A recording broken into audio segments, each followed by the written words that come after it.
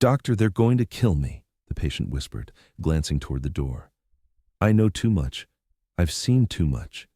Dr. Elena tried to stay calm, but her heart raced, because the operational style the patient was describing was the signature method of the Sinaloa cartel she had tracked 20 years ago.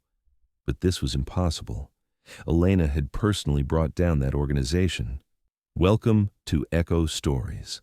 Before we begin this powerful story, tell us in the comments which city you're watching from. And if you believe stories like this need to be heard, hit that subscribe button to support our channel. Sunrise Recovery Center sat on the outskirts of Phoenix, Arizona, a modest facility that had been helping people overcome addiction for over 2 decades. The building was unremarkable. Single-story, beige stucco, with desert landscaping that required little water. Dr. Elena Martinez had been working there for 18 years as an addiction counselor. At 58, she was one of the most experienced therapists on staff. Patients trusted her completely.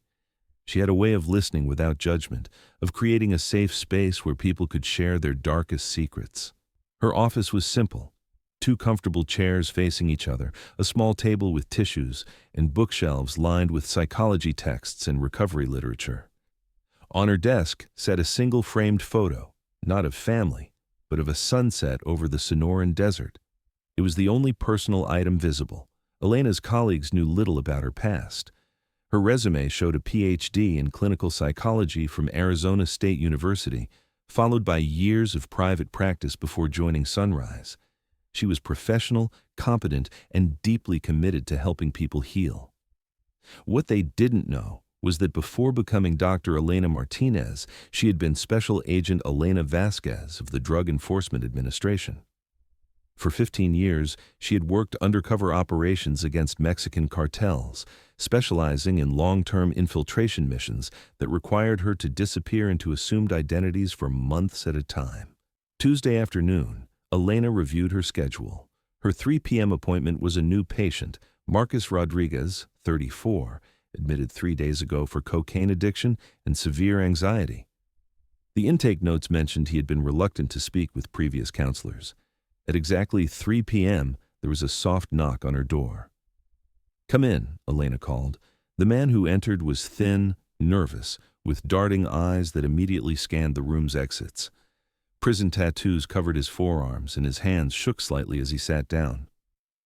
"Mr. Rodriguez," Elena said gently. "I'm Dr. Martinez. How are you feeling today?" "Scared," he said immediately. "Real scared, Doc." Elena leaned forward slightly. "What are you scared of?" Marcus glanced at the door again. "Everything. Everyone. They don't understand. I can't just quit and walk away. It's not that simple." "Who is they, Marcus?" "The people I worked for. The people I can't say their names." Elena had heard this before. Addicts often feared retaliation from dealers. But something in Marcus's demeanor suggested this was different, deeper. Over the next several sessions, Marcus slowly began to open up. He spoke in fragments, half-sentences, always looking toward the door. Elena recognized the signs of someone who had witnessed extreme violence. "The thing is, Doc," Marcus said during their 4th session, "I wasn't just buying from these people. I was part of it, moving money, watching shipments, keeping track of who owed what." "How long?" Elena asked. 5 years. Started small, just needed cash. But they pull you in deeper and deeper until you can't get out." Elena's training kicked in, both her therapy training and her DEA training. "Marcus, did you ever feel like you were in physical danger?" "Every day. You see things you wish you could forget." "What kind of things?" Marcus was quiet for a long time. When he finally spoke, his voice was barely a whisper. "People who asked too many questions, people who tried to leave, people who skimmed money." He looked directly at her. "They don't just fire you from this job, Doc." During their 6th session, Marcus seemed more agitated than usual. He kept checking his phone, looking at the window, shifting in his chair. "Doc, I need to tell you something, but you gotta promise me, and I mean promise, that this stays between us." "Marcus, you know our conversations are confidential unless you're planning to hurt yourself or someone else." "It's not about hurting someone. It's about someone hurting me. Elena waited.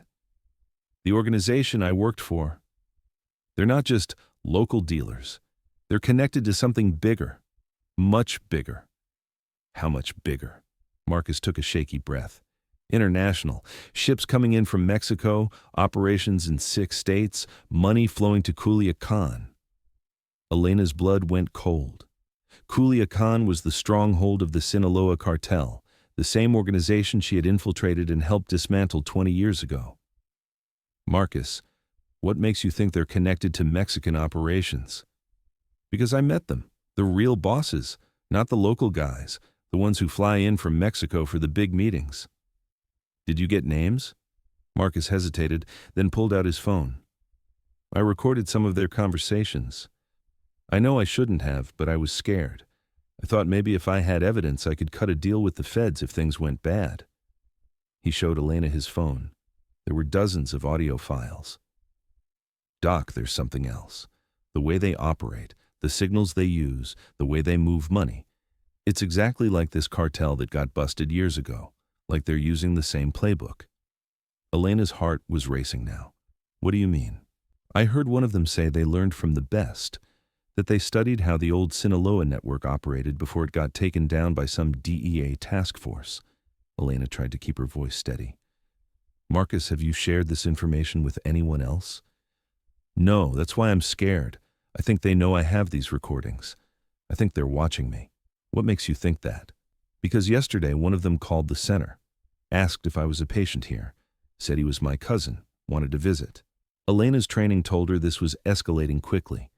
If a cartel was tracking patients at a rehabilitation facility, it meant they had extensive resources and were willing to cross lines that most criminal organizations avoided. Marcus, I want you to listen to me carefully. Do you feel safe here at the center? I thought I did, but now, I don't know. Elena made a decision. I want you to play me one of those recordings. Marcus hesitated, then selected a file. The audio was scratchy, obviously recorded secretly, but the voices were clear. 2 men speaking in Spanish, discussing shipment routes and payment schedules.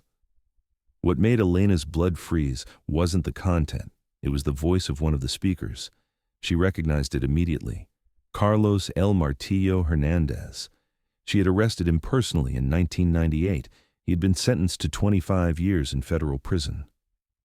Marcus, she said carefully, when was this recorded? 3 weeks ago. Elena did quick math. If Carlos had gotten time off for good behavior, he could have been released 18 months ago, and if he was rebuilding operations using the old Sinaloa methods... Doc? You look like you've seen a ghost. Elena forced herself to focus.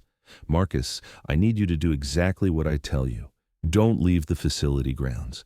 Don't make any phone calls. Don't contact anyone from your old life. Can you do that? Why? What's wrong? I think you're in more danger than you realize. That evening, Elena sat in her office after hours, staring at the sunset photo on her desk. She hadn't thought about Carlos Hernandez in years. He had been her primary target during Operation Desert Storm, a DEA task force that had spent 3 years dismantling the Sinaloa cartel's Arizona operations. She remembered the arrest vividly. Carlos had been running a sophisticated money laundering operation through legitimate businesses across Phoenix. He was smart, ruthless, and had never forgotten a face. If he was out of prison and rebuilding operations, and if Marcus had recordings that could expose the new network, Elena picked up her secure phone, the one she had kept all these years but never used. She dialed a number she had memorized but never forgotten. Morrison. Jack, it's Elena. Special Agent Jack Morrison had been her partner during the Sinaloa operation.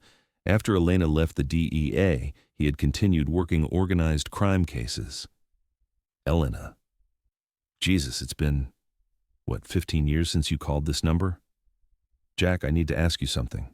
Carlos Hernandez, is he out? Silence on the other end. How do you know about that? Is he out? Released 14 months ago. We've been tracking him, but he's been clean. Why? He's not clean, and I think I have evidence. Elena explained the situation to Jack without revealing Marcus's identity. A patient at her facility had recordings of what appeared to be a reconstituted cartel operation using old Sinaloa methods. Elena, if this is real, your patient is in serious danger. These guys don't leave loose ends. I know, that's why I called. What do you want to do? Elena looked at the photo on her desk, the sunset she had watched the night after arresting Carlos Hernandez, thinking her undercover days were over forever. I want to finish what we started. Elena, you've been out for 20 years. You're a therapist now. And that's my cover. I have access to someone with direct evidence of current operations. I can protect him while building a case. This is dangerous. If Carlos recognizes you, he won't. Elena Martinez doesn't exist in any DEA files. I made sure of that when I transitioned out.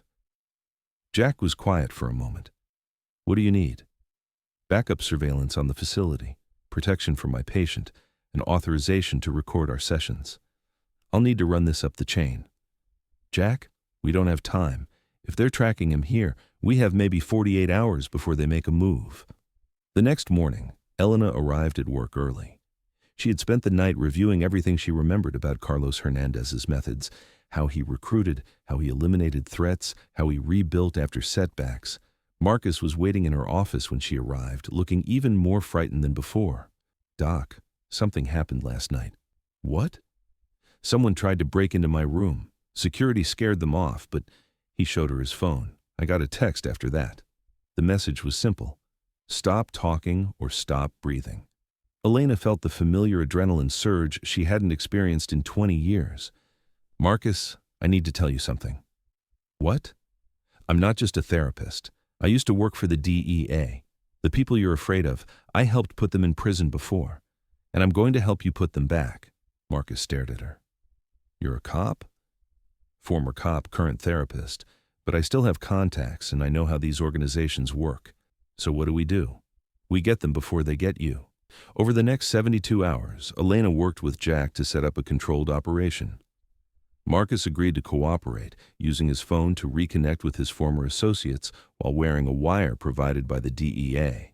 The plan was simple. Marcus would tell his contacts he wanted back in, that rehab wasn't working and he needed money. He would arrange a meeting to provide information about DEA surveillance, information that Elena would carefully craft to be believable but harmless. The meeting was set for a restaurant parking lot on the east side of Phoenix. Marcus would wear a wire, and Elena would provide backup surveillance from a distance. What they didn't expect was for Carlos Hernandez to show up personally. Elena watched through binoculars as a black SUV pulled into the parking lot. When Carlos stepped out, she felt 20 years disappear instantly. He was older, grayer, but still carried himself with the same arrogant confidence.